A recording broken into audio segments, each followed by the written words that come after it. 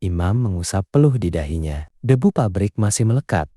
Bahkan setelah ia mandi dan berganti pakaian. Sebagai pekerja pabrik yang baru dipindah tugaskan, kosan kecil di pinggiran kota ini adalah pilihan paling realistis. Kosan Mawar Lestari namanya meskipun tidak ada mawar.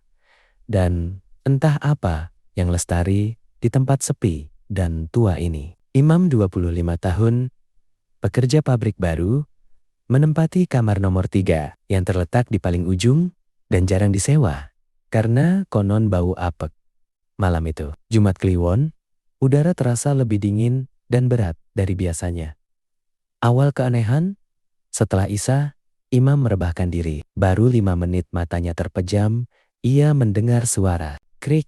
Suara itu datang dari kamar sebelah. Kamar kosong nomor keempat, terdengar seperti kursi kayu yang diseret. Meskipun ia yakin kamar itu kosong, Imam mencoba mengabaikannya. Mungkin penghuni lain tiba-tiba. Suara itu berganti, bukan lagi seretan, melainkan sebuah tangisan panjang, mendayu, dan serak seolah menahan rasa sakit tak terperihai. Tangisan itu memenuhi koridor kosan, terasa sangat dekat. Imam merinding. Ia membuka matanya dan melihat ke jendela. Di luar, tidak ada apa-apa kecuali pohon mangga tua yang bergoyang pelan. Kedatangan tamu pertama, kuntilanak tiba-tiba. Suara tangisan itu berhenti tepat di depan pintu kamarnya. Hening mencekam. Tok, tok, tok. Ketukan pelan dan ragu. Imam menahan napas. Ia tahu, tidak mungkin ada orang bertamu tengah malam dengan suara tangisan seperti itu. Tok, tok, tok. Imam teringat pesan dari penghuni kos lama. Jika ada yang mengetuk di atas jam 12, jangan pernah dibuka. Apalagi jika baunya wangi melati. Kamar Imam tiba-tiba dipenuhi aroma melati yang sangat pekat dan menusuk hidung.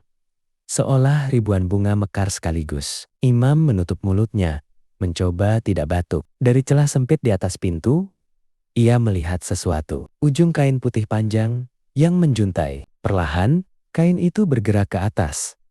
Dan muncullah sepasang rambut hitam panjang yang basah dan berantakan.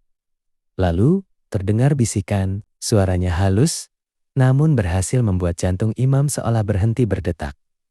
Maam, tolong bukakan pintunya, aku ingin masuk. Bulu kuduk Imam tegak. Ia tahu siapa yang ada di balik pintu itu. Kuntilanak, sosok dengan pakaian putih kusam, dan tatapan mata kosong yang tak terlihat dari balik pintu. Imam meremas bantalnya, memejamkan mata, dan membaca doa yang ia hafal. Ia bertahan, tidak bergerak sedikit pun. Seolah bernapas saja bisa membunuhnya. Tiba-tiba, bisikan itu berganti menjadi sebuah kekeh tawa yang melengking. Dan semakin keras, tawa itu terdengar persis di telinga Imam. Seolah kuntilanak itu sudah berada di dalam kamar. Kriing, suara tawa itu lenyap, digantikan oleh suara lonceng sepeda yang berdering cepat. Seolah ada anak kecil berlarian. Aroma melati pun menghilang. Imam membuka mata. Ia selamat untuk sementara. Teror kedua. Pocong. Imam bangkit, mengambil air minum, dan mencoba menenangkan diri. Ia memutuskan untuk begadang sampai subuh. Saat ia sedang mondar-mandir, matanya tak sengaja menangkap bayangan di luar jendela. Sebuah bayangan putih, gempal, dan memantul-mantul secara tidak wajar. Bayangan itu mendekat, dan jantung Imam kembali berdentum. Itu adalah pocong, terbalut kain kafan lusuh, dengan ikatan tali di kepala dan kakinya. Wajahnya menghadap jendela Imam, matanya hitam cekung, dan kain kafannya berlumuran tanah. Pocong itu tidak bergerak cepat. Ia hanya melompat-lompat kecil di halaman kosan. Namun, yang membuat Imam membeku adalah saat pocong itu berhenti tepat di bawah jendelanya. Perlahan, pocong itu mengangkat tangan kanannya yang terbungkus kain, lalu menunjuk ke arah Imam di dalam kamar.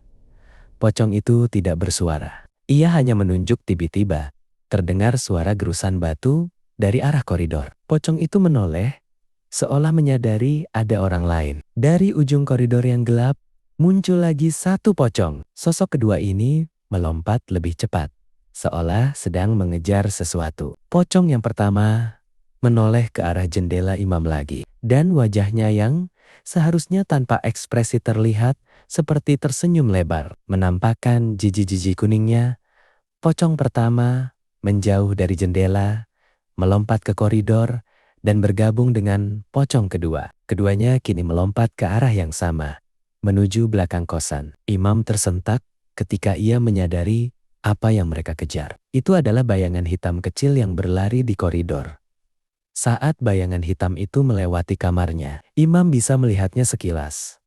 Seorang anak kecil, tanpa wajah, yang hanya mengenakan baju compang-camping. Pagi yang mencekam, pocong, dan bayangan anak kecil itu menghilang di balik dinding belakang. Kosan kembali hening, hanya menyisakan dingin dan sisa ketakutan yang merayap di kulit Imam. Imam terduduk di pojok kamar, badannya menggigil. Ia baru menyadari, ia tidak hanya tinggal sendiri di kosan itu. Ia tinggal bersama para penghuni lama yang tidak terlihat, namun nyata.